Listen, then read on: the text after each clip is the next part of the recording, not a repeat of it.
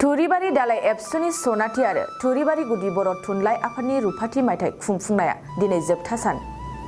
सोलिफु दाननि थांनाय 21, 22, 23 आरो 24 जानुवारि खालारखालि सानब्रैनि मेहेरगोनां हाबाफारिजों चिरां जिल्लानि सिङाव थानाय थुरिबारि दालाय एबसुनि सनाथि आरो थुरिबारि गुदि बर' थुनलाइ आफादनि रुफाथि मायथाइ फोरबोखौ खुंफुंनाय जादों। खुंफुंजानाय बे जथुमा फोरबोनिनो दिनै जोबथा सान।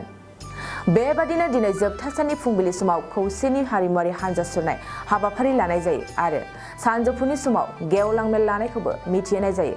हानजा सुरनाय हाबाफारियावनो ओनसोलनि गोबां साननो गोरों गुन गोनां सुबुंफोरजों लोगोसे गोबां समाज सिबियारि रायजो राजाफ्रा बाहागो लादों।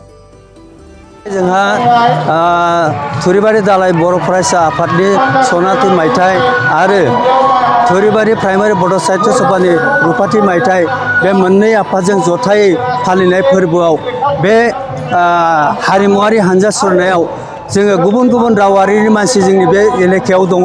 बे गुबुन गुबुन रावारिनि मानसिखौ जोङो हांख्रायनानै मोनसे जों गोजोन खौसेथि फोरमायनो मोनसे बे हानजा सुरनाय जाहैदों। बे हानजा सुरनायनि गेजेरजों जों बेखौ फोसावनो नागिरदों जे जोंनि गेजेराव गुबुन गुबुन रावारिनि मानसि दङ।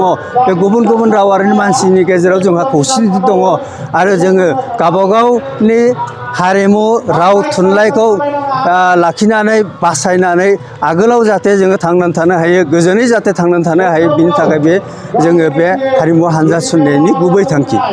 नोंथाङा सानाय सुनाय बेरामनि जेंनायाव गोग्लैदों नामा? जुदि नोंथाङा सानाय सुनाय दंब्ला जिंगासिनांगौ गैया।